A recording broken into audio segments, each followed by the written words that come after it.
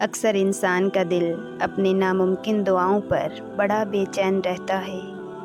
کہ وہ یہ کیسے جان سکتا ہے کہ اللہ تعالیٰ اس کی مانگی چیز پر راضی ہے یا نہیں۔ تو یاد رکھنا، جب اللہ کسی کی دعا پر راضی ہونے لگتا ہے تو اچانک اسے کچھ چیزیں بھی ضرور ظاہر کرتا ہے۔ میرے اللہ کا قرآن تو خود اس بات کی وضاحت کر رہا ہے کہ وہ کن لوگوں سے راضی ہوتا ہے اور کن لوگوں کی دعا کو قبول کرتا ہے۔ تو سنو، اللہ فرماتا ہے، اور جو لوگ خوف اور امید کے ساتھ اللہ کو پکارتے ہیں وہی لوگ اللہ کے محسن ہیں، اور بے شک اللہ کی رحمت محسنوں کے قریب ہے، اور تم کچھ بھی نہیں چاہ سکتے مگر جو اللہ کو منظور ہو، اور بے شک اللہ جاننے والا اور حکمت والا ہے، اور وہ جس کو چاہتا ہے اپنی رحمت میں داخل کر لیتا ہے۔ اور اگر آج تمہاری زندگی میں کچھ ایسا ہو رہا ہے جو تمہیں تکلیف میں ڈالے ہوئے ہے، کسی پسندیدہ چیز کا نہ ملنا تمہیں بے سکون رکھتا ہے، تو سنو، میرا اللہ مسلسل تمہیں یاد دہانی کرواتا ہے کہ ایک شے جس کو تم پسند کرتے ہو تمہارے لیے پسندیدہ ہے، اور وہی تمہیں اپنے حق میں بہترین لگ رہی ہے، مگر در حقیقت تم اللہ کی مشیت اور غیب کا علم نہیں رکھتے۔ جان رکھو کہ خالق کو مخلوق کا علم ہوتا ہے، اور وہی جانتا ہے کہ اس کی روح کے درد کا مرہم کیا ہے۔ یاد کرو وہ وقت جب ام سلمہ رضی اللہ تعالیٰ عنہا اپنے شوہر کی شہادت کے بعد شدید غم سے نڈھال تھیں، اور بہترین ہم سفر کو کھونے کا دکھ انہیں بے چین کیے رکھتا تھا، مگر اس وقت انہوں نے اپنے رب سے یہ دعا کی کہ اے اللہ، مجھے مصیبت سے نجات عطا فرما، اور میرا جو نقصان ہوا ہے اس کے بدلے بہترین نعم البدل سے نواز۔ تو جانتے ہو کہ اللہ نے انہیں نبی پاک صلی اللہ علیہ وآلہ وسلم کی صورت میں ایسا بہترین اور عظیم نعم البدل عطا فرمایا جس کا وہ کبھی تصور بھی نہ کر سکتی تھی۔ بے شک میرے رب کی عطائیں گمان و بیان سے باہر ہوتی ہیں، تو تم بھی اپنے غم کے اندھیروں کا علاج یقین کی روشنی سے کرو گے نا، تو بہت جلد تمہارے گھٹن زدہ زندگی میں تازہ ہوا کا جھونکا ضرور آئے گا، جو تمہارے غم کے طویل سجدوں کو مختصر کر دے گا۔ اور اگر تمہیں ایسا لگتا ہے اللہ تمہاری دعا قبول کیوں نہیں کر رہا، تو سنو، اللہ کا تم سے کچھ چھین لینا ہرگز مقصود نہیں، وہ صرف اور صرف تمہیں کھو دینے کے خوف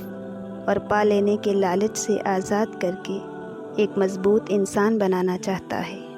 اور جو کچھ اللہ تمہیں دینا چاہتا ہے وہ کسی کا زور نہیں کہ تم سے چھین سکے، مگر تم کچھ چیزوں کو سمجھ نہیں پاتے۔ یاد رکھو، تمہارے محسوسات کا دائرہ اس عظیم کائنات کی وسعت کے مقابلے میں وہ نسبت بھی نہیں رکھتا جو سمندر کے مقابلے میں قطرے کی نسبت ہوتی ہے۔ قرآن خود کہتا ہے کہ اللہ کا وعدہ تو پورا ہو کر ہی رہتا ہے۔ یہ ایک نصیحت ہے، اب جس کا جی چاہے اپنے رب کی طرف جانے کا راستہ اختیار کر لے۔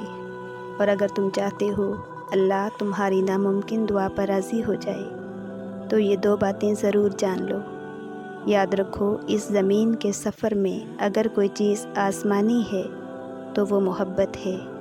کہ جب تمہارا امید بھرا وہ ایک آنسو رب کی محبت کے سمندر میں گرتا ہے تو لہروں میں سرگوشیاں پیدا ہو جاتی ہیں، اور پھر رب کی رحمت کا جوش تمہارے لیے وہ انجانے در کھولتا ہے جو تمہارے وہم و گمان میں بھی نہیں ہوتے، کیونکہ مقدر کی تقسیم تو اسی وقت بدل جایا کرتی ہے جب ٹوٹے دل اللہ کی بارگاہ میں آنسوؤں سے سجدہ ریز ہو جاتے ہیں۔ اور جانتی ہو کہ اللہ کی تمہاری دعاؤں پر راضی ہو جانے کی ایک خاص نشانی یہ بھی ہے کہ جب اچانک تمہیں اپنے کسی عمل کی کوتاہی پر ندامت ہونے لگے اور تم اللہ سے معافی کے طلبگار ہو کر اس سے رجوع کرتے ہو، تو جان رکھو اس کی عطا تمہاری خطا سے بہت وسیع ہے، اور کسی نے خواہ کتنی ہی نافرمانیاں کی ہوں، مگر جب وہ لوٹ کر آتا ہے